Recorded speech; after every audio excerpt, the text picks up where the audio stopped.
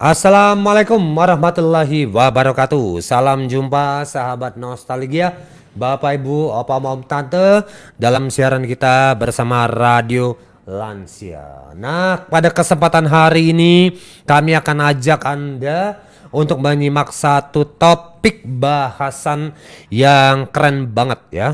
Satu topik yang tentunya sangat menggugah, yaitu masih seputar lansia atau orang tua. Ini dia, hari ini kita akan bahas lansia, tanggung jawab siapa? Ya, oke ya. Untuk melengkapi hal ini saya tidak sendirian, ditemani Dokter Endang dan juga Bung Pande. Ya, oke. Gimana Bung Pande? Anda ketika mendapat pertanyaan seperti ini, Bung, lansia tanggung jawab siapa, Bung? Coba. Ya, yang terpikir ya pasti tanggung jawab keluarganya. Keluarganya, ya. Anak-anaknya. Ya, ya, oke, baik ya. Cuma kan kenyataannya banyak lansia-lansia justru yang tidak ya kan ada berbagai hal. Apakah karena memang tidak punya keturunan atau misalnya anak-anaknya ternyata tidak ada di situ, ataupun ada hal-hal yang lain. Ini sebenarnya akhirnya kita bertanya-tanya, sebenarnya mereka ini di masa mereka sudah usia lansia, sebenarnya yang harus bertanggung jawab itu siapa sih? Yang ngurusin itu ada siapa? nggak sih yang lain selain keluarganya?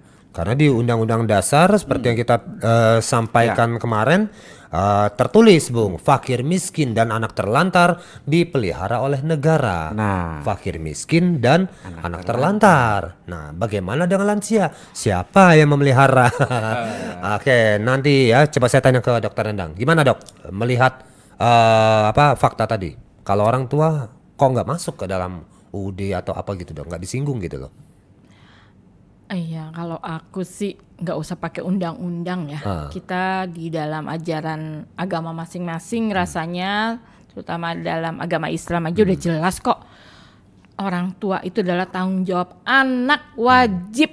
Nggak perlu dikasih undang-undang, tapi sudah dari sananya dia wajib mengurus orang tuanya. Tetapi banyak yang menelantarkan orang tua. Sampai ada saya lihat di TikTok bapak-bapak usia lanjut sampai dia curhat di situ. Aku nih dirawat sama siapa ya sebenarnya? Anak-anak apa lupa ya sama saya, sama istri saya yang sudah mengurus kalian dari lahir sampai pada jadi orang. Kok kita cuma berdua aja nggak pada inget ya? Itu saya sedih loh di situ. Maksudnya disinilah gambaran di mana anak wajib mengurus orang tuanya. Walaupun negara wajib mengurus orang tuanya, kita bisa lihat apakah 100% dia mengurus, karena masih banyak juga yang lansia yang terlantar. Masih banyak juga anak-anak terlantar yang masih di luar, tidak di dalam ruangan yang katanya dipaksa. Kalau memang diurus, ada undang-undangnya, tolong diperhatikan di jalan-jalan, jangan sampai ada yang minta-minta.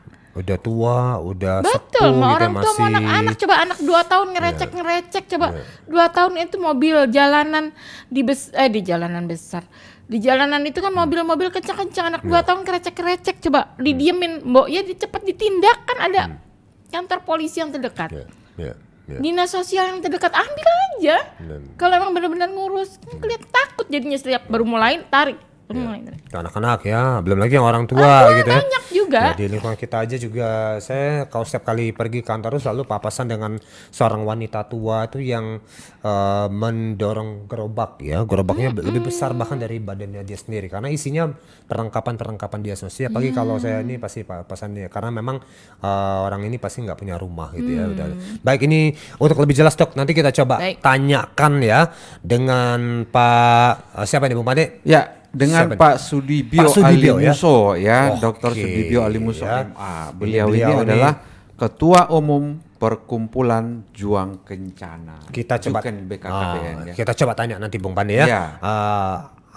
Apa jawabannya? Mungkin Pak beliau ini punya jawabannya, karena tadi melihat ya Pak Bu ya, kalau fakir miskin dan anak-anak terlantar dipelihara oleh negara, lalu bagaimana dengan lansia atau orang tua?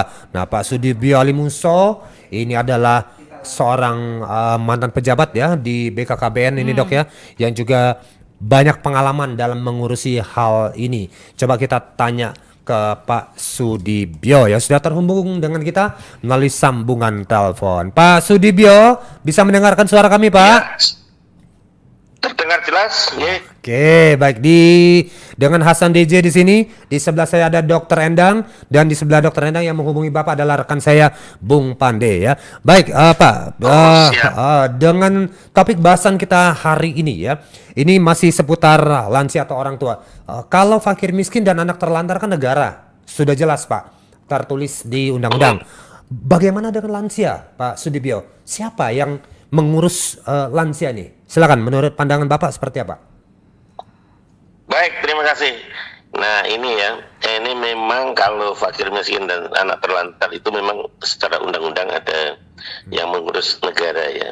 Untuk lansia ini, meskipun ada undang-undangnya nomor 13 tahun 98 tentang kesejahteraan lanjut usia, namun di sana memang tidak disebutkan bahwa lansia ini ditanggung oleh siapa. Hanya di dalam undang-undang itu lansia diberikan hak tertentu oleh negara. Jadi ada 8 hak yang dapat diperoleh oleh lansia yang dijamin oleh undang-undang.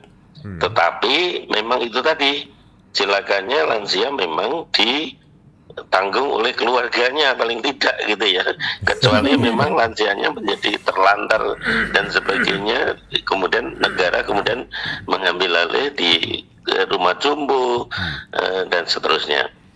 Saat ini memang Indonesia sebenarnya sudah memasuki negara lansia ya, karena jumlah lansianya sejak tahun 2021 sudah di atas 21%. Seharusnya pemerintah kemudian mengambil berbagai kebijakan atau katakanlah perhatian yang lebih terhadap lansia, karena jumlahnya sangat besar. Secara absolut jumlah lansia kita kalau tahun 2023 ini udah sekitar 27 jutaan. Ini artinya lansia kita itu sudah sekitar hampir 6 kali negara Singapura, isinya lansia semua. Jadi kan besar sekali ini secara absolut, dan tidak semua lansia ini potensial. Kalau menurut undang-undang itu dibagi dua kan, lansia itu ada yang potensial, ada yang tidak potensial. Yang potensial itu adalah yang masih mampu melakukan pekerjaan atau kegiatan, aktivitas yang diharapkan masih menghasilkan barang dan jasa. Tapi ada juga lanjut usia yang tidak potensial, yang hanya yang tidak berdaya untuk mencari nafkah dan tergantung kepada orang lain dan seterusnya. Oke, ya, baik. Jadi dalam hal ini sebenarnya negara ada peran ya. Ini masih tinggal bersama keluarganya. Hanya memang beberapa lansia yang tinggal sendiri ini, yang kasihan adalah lansia perempuan. Karena lansia perempuan yang tinggal sendiri ini jumlahnya 3 kali lipat daripada lansia laki-laki. Karena kebanyakan lansia laki-laki ini kalau ditinggal istrinya kawin lagi, tetapi kalau lansia perempuan cenderung untuk tidak kawin lagi. Akibatnya dalam masa menua ini perempuan akhirnya lebih banyak tinggal sendiri dibandingkan dengan laki-laki. Ini juga harus perlu perhatian kita ya untuk masalah ini. Dan tadi saya sudah katakan, walaupun negara tidak menjamin sepenuhnya lansia kecuali yang terlantar, tetapi memang menjamin hak lansia. Walaupun kalau saya perhatikan tidak semua hak itu bisa dipenuhi secara optimal ya sampai saat ini. Nah ini kira-kira obrolan sampai segitu dulu ya Bang. Hak mungkin boleh dibeberkan Pak, hak lansia yang dijamin diperhatikan oleh negara, beberapa poinnya bisa disampaikan ini Pak. Oke, jadi ada 8 hak yang kita sebut sebagai penghormatan dan penghargaan kepada lanjut usia. Yang pertama, lanjut usia ini dijamin tentang pelayanan keagamaan dan mental spiritual. Jadi memang ini salah satu hal yang penting bagi lansia untuk mendapatkan pelayanan keagamaan dan mental spiritual. Yang kedua, pelayanan kesehatan. Jadi lansia ini mendapatkan hak pelayanan kesehatan, tapi kan kalau tidak punya asuransi BPJS kan bayar juga ya, nggak gratis dan sebagainya. Nah ini yang jadi persoalan, kecuali memang kategori tidak mampu. Nah kemudian tapi punya hak sebetulnya, hak mendapatkan pelayanan kesehatan yang tidak didiskriminasi dan seterusnya. Hak pelayanan kesempatan kerja. Tapi kan susah kalau udah lansia mendapatkan kesempatan kerja, karena begitu umur 60 tahun ke atas kita diberhentikan kalau yang di pegawai negeri itu, atau yang di swasta belum sampai 58 tahun diberhentikan misalnya, dan di TNI Polri juga begitu. Nah, padahal konsep lansia itu kan 60 tahun ke atas. Ada yang belum 60 diberhentikan, berarti kan kehilangan kesempatan kerja. Dan menurut konsep ini ketergantungan, beban ketergantungan, yang menanggung itu sampai umur 64 tahun. Jadi umur 64 tahun itu dianggap masih menanggung orang lain. Padahal kalau sudah masuk 60 juga diberhentikan.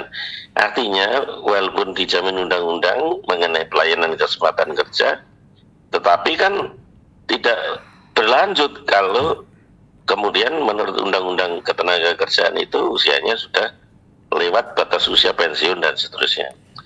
Kemudian yang keempat itu lansia mendapatkan hak pelayanan pendidikan dan pelatihan.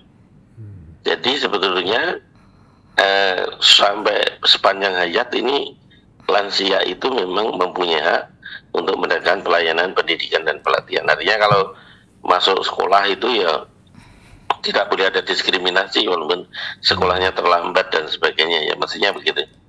Kemudian yang kelima itu kemudian dalam penggunaan fasilitas sarana dan prasarana umum. Nah ini yang saya kira kita perlu menghimbau pemerintah dan pemerintah daerah. Kemudian dalam penggunaan fasilitas sarana prasarana umum itu memang belum sepenuhnya ramah lansia. Misalnya kendaraan bis itu kalau di luar negeri itu hampir semua bis di Amerika dan seterusnya, misalnya sejak saya 20 tahun yang lalu ke sana itu sudah ada tulisan kalau lansia atau disabilitas itu tempat duduknya itu persis di depan pintu masuk, dan dia tidak berseling-seling tapi dia memanjang gitu, sehingga begitu masuk bisa langsung duduk gitu ya. Tidak ada sekat ini ya. Diprioritaskan di situ ditulis priority seat untuk senior and disabilitas gitu, disability itu. Nah kalau kita walaupun ada fasilitas seperti itu, kalau kita lihat anak-anak muda sekarang ini kurang begitu menghormati lansia. Begitu naik bis walaupun itu ditulis priority seating atau apa gitu, dia langsung duduk aja. Mereka duluan gitu ya Pak. Malah kadang-kadang dia sama pacarnya asik ngobrol. Mantau aja Bapak. Meratin aja Pak Dibio. Bang Pandi begitu naik langsung duduk dengan tenangnya. Nah itu seharusnya para penggiat lansia itu dipotret harusnya. Waktu itu ada kejadian di Jepang. Jadi itu viral itu. Anak-anak sekolah ternyata tidak mau berdiri, padahal di sana sangat menghormati kalau ada lansia. Pada saat ada 2 lansia berdiri, mereka duduk, kemudian dipotret oleh wartawan, viral, dipanggil sekolah, ternyata lansianya yang nggak mau duduk. Jadi anaknya tidak mendapat penalti. Alasannya lansia, saya merasa masih kuat, kenapa Anda memberi duduk pada saya? Ini jadi persoalan juga ini. Lansianya tersinggung gitu ya. Tidak tersinggung rupanya. Nah ini, tapi itu viral, habis dikeluarkan dari sekolah itu anak itu. Tapi kemudian ternyata melakukan testimoni lansianya bahwa dia memang yang tidak mau duduk, meminta tidak ingin duduk pada saat itu. Karena di Jepang itu sangat tabu. Kalau untuk culture seperti itu ya, culture seperti itu sangat tabu. Menjadi persoalan besar. Kalau kita kan belum ya. Contoh di bandara itu priority seating itu wah banyak itu anak-anak pacaran duduk di priority seating ya untuk itu. Nah kemudian dalam layanan dan bantuan hukum. Nah ini penting karena lansia itu kan sebenarnya mengalami demensia dan sebagainya. Sering kena kasus-kasus hukum dan sebagainya karena memang demensia, lupa ya, gampang lupa dan seterusnya. Nah ini harusnya kita harus mendapat kemudahan dalam layanan dan bantuan hukum. Tetapi kan pada akhirnya kan tidak sepenuhnya seperti itu. Kemudian yang ketujuh itu mempunyai hak untuk mendapatkan perlindungan sosial. Dan yang kedelapan berhak mendapatkan bantuan sosial. Sebenarnya bantuan sosial itu kan hak ya. Tapi kan kalau sekarang saya tidak tahu persis itu mengenai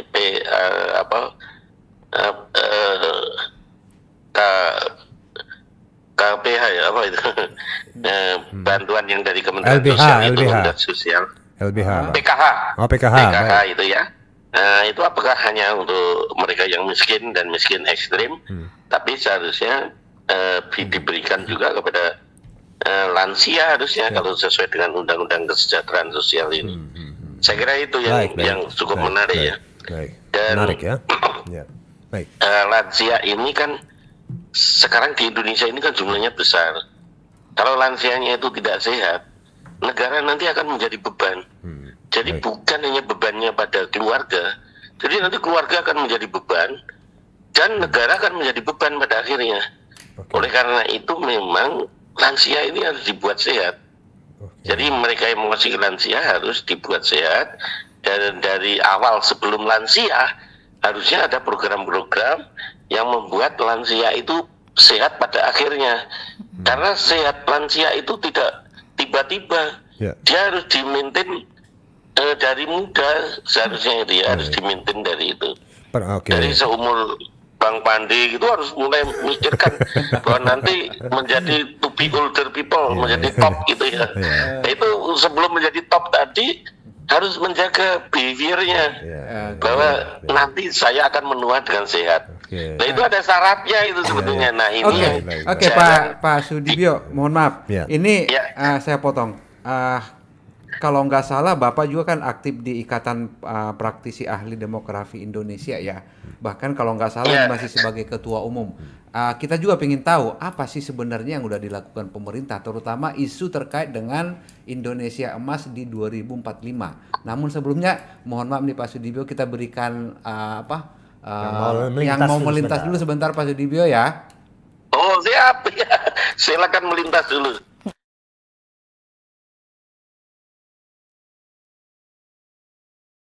Anda merasa tubuh semakin rapuh? Daya tahan dan kesehatan tubuh memang akan menurun seiring usia. Stres, polusi, dan gaya hidup tidak sehat memicu berbagai penyakit menggerogoti tubuh. Namun, kini saya tidak terlalu khawatir lagi. Saya telah menemukan cara mengatasinya. Bio7, formula herbal yang diproses dengan cara fermentasi, mengandung antioksidan, multivitamin, dan mineral. Terbukti ampuh mengatasi berbagai macam penyakit. Minum 15 tetes 3 kali sehari sebelum makan. Bio7, jamu tetesnya Indonesia.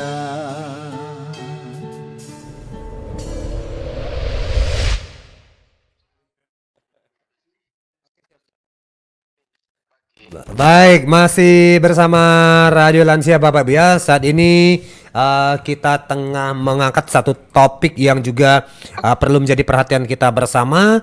Lansia, tanggung jawab siapa? Saat ini kami sudah terhubung dengan Pak Sudibyo Ali Muso ya. Beliau ini adalah Ketua Umum Perhimpunan Juken ya.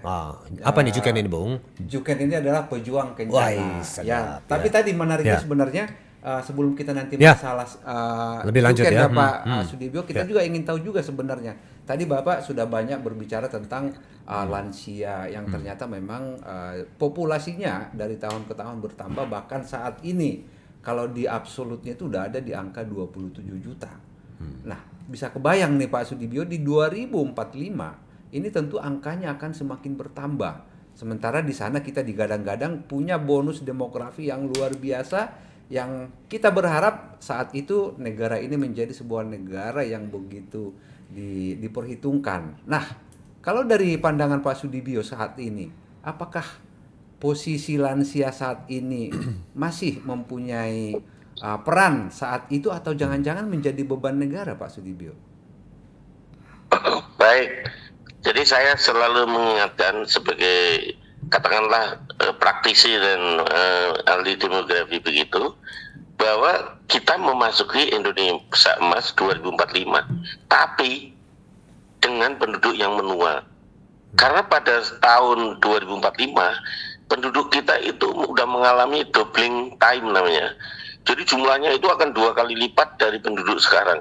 Jadi nanti penduduk Indonesia di tahun 2045 itu akan lansianya itu akan sekitar 66 juta. Atau setiap 5 orang itu 1 pasti lansia.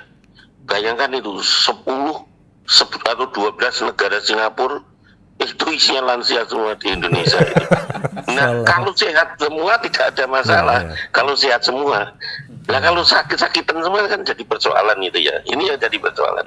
Nah, harapannya adalah, dan kemudian begini, bonus demografi itu udah menutup tahun 2045 eranya. Jadi kami selalu mengingatkan, kita selalu salah membuat statement bahwa kita akan mengalami puncak bonus demografi tahun 2045. Itu salah. Puncaknya itu sebetulnya udah tahun 2020 kemarin. Kemudian sekarang beban ketergantungan itu mulai meningkat. Walaupun ini masih era bonus.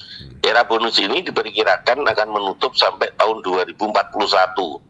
Jadi sebenarnya kita masih ada waktu sekarang ini 2025 sampai 2041 ini masih ada peluang bonus namanya, karena jumlah penduduk produktifnya itu masih lebih besar ya, masih besar dibandingkan dengan yang non produktif.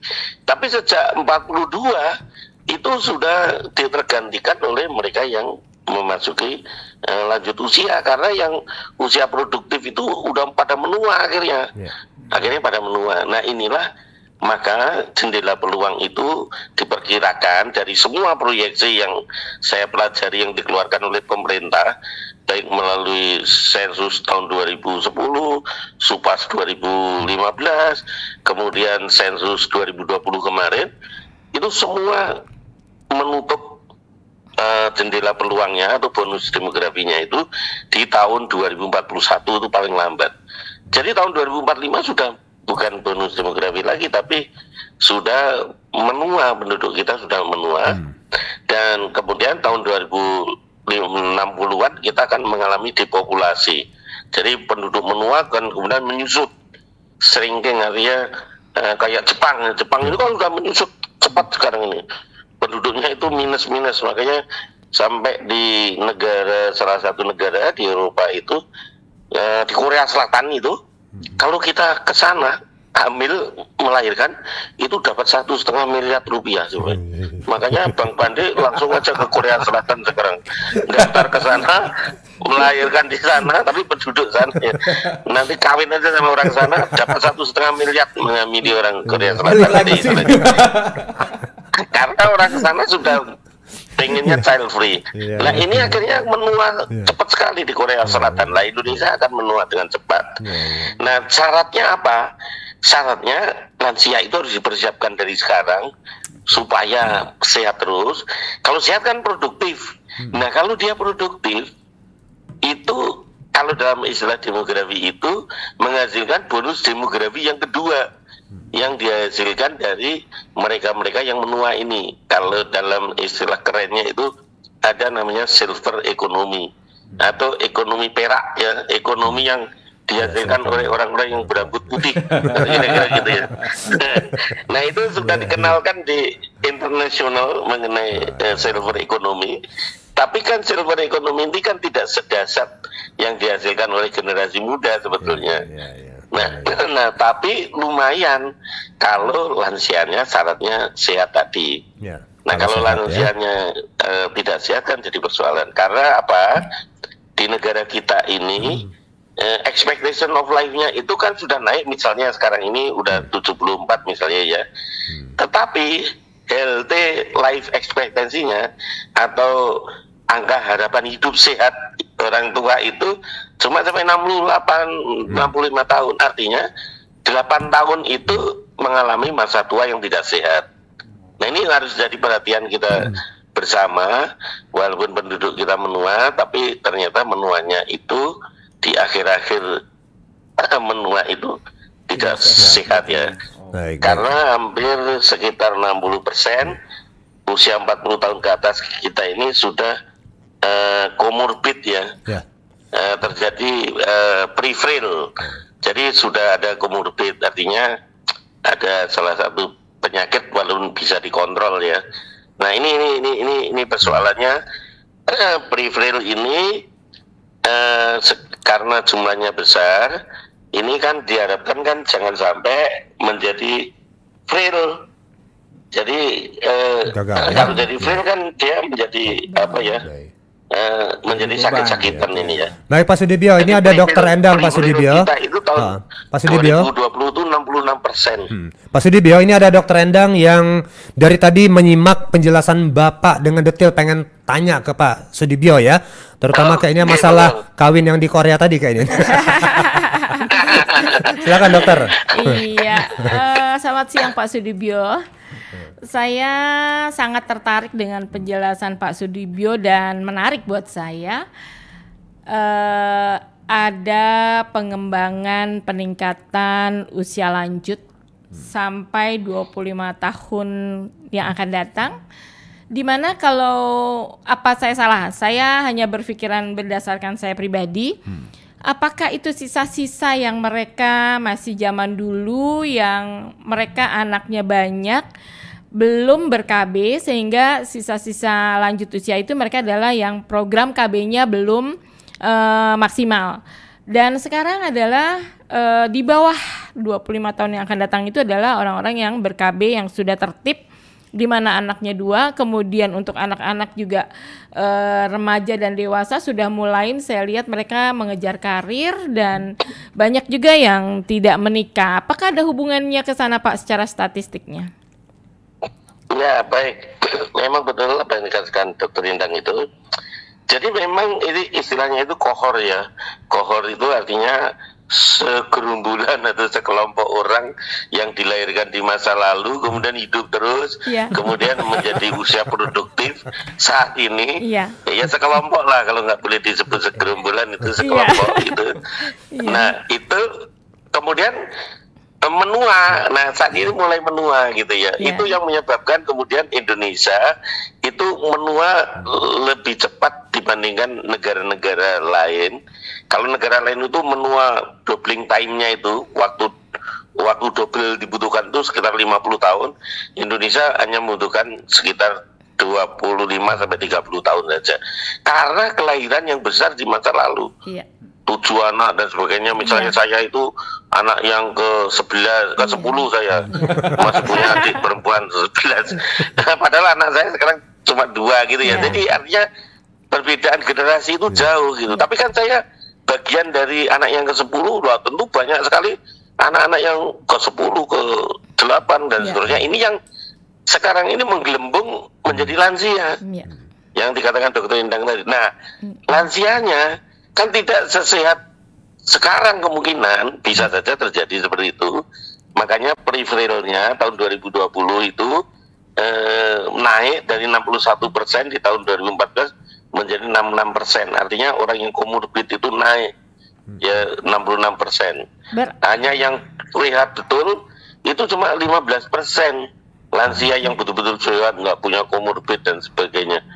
Nah, berarti Pak Sudibyo, berarti di sini negara harus konsen dengan lansia untuk jangkauan 25 tahun yang akan datang, harus mempunyai prioritas mengurus lansia di saat sekarang mulai, agar pada saat yang akan datang 25 tahun yang akan datang tidak merepotkan negara, begitu ya Pak ya? Ya betul. Ini sebetulnya ini puji syukur ini ya. Alhamdulillah sebenarnya pemerintah kemarin sebenarnya sudah mengeluarkan peraturan presiden nomor 88 tahun 2021. Tahun 2021 kemarin sebenarnya presiden sudah mengeluarkan perpres tentang strategi nasional kelanjut usiaan yang memberikan amanah kepada kementerian, lembaga, masyarakat dan sebagainya untuk bergerak di bidang lansia.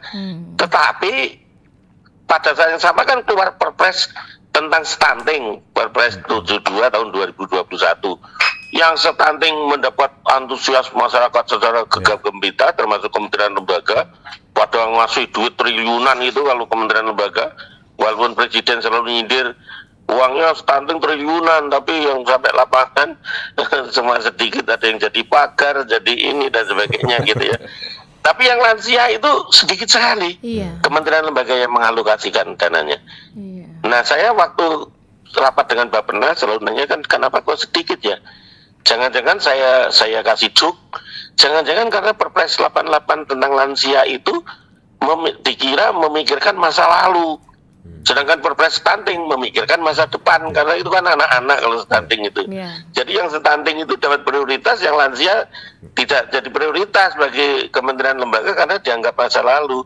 Padahal ini juga penting. Dua-duanya masa mendatang harusnya. Karena kan sama-sama Perpres. Nah ini walaupun pemerintah sudah berupaya, tetapi kan tangkapan dari kementerian lembaga kan tidak segegap gempita stunting itu. Stunting kan hampir setiap berapa bulan sekali Wapres sebagai ketua pengarah stunting mengadakan rapat dengan menteri-menteri yang terkait dengan stunting. Tapi lanjut usia ini belum pernah saya dengar sampai dari tahun 2021 sampai sekarang ini presiden atau wakil presiden rapat tentang lanjut usia.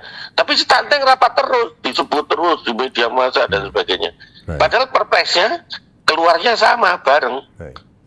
Bareng untuk keluarnya. Nah, tapi dampaknya kan beda. Baik, Pak Sudibyo. Satu dianggap mikir masa depan, satu dianggap mikir masa lalu. Mungkin gitu pikirannya gitu. Takutnya juga pikirannya begini, Pak Sudibyo. Lah wis tuwe, ora usah dipikiri. Nah, takutnya pada mikir seperti itu, padahal harus dipikir bahwa ini sangat penting. Baik, Pak Sudibyo, nanti kita ini sama pentingnya sama stunting harusnya. Nanti kita lanjut lagi, Pak ya. Kita kasih yang mau melintas dulu sebentar. Baik, itu tadi Bapak Ibu dialog kita hari ini tentunya bersama Radio Lansia, mudah-mudahan bisa dipahami. Nanti kita akan bertemu lagi dalam segmen yang akan datang dengan topik-topik yang berbeda. Sampai ketemu lagi.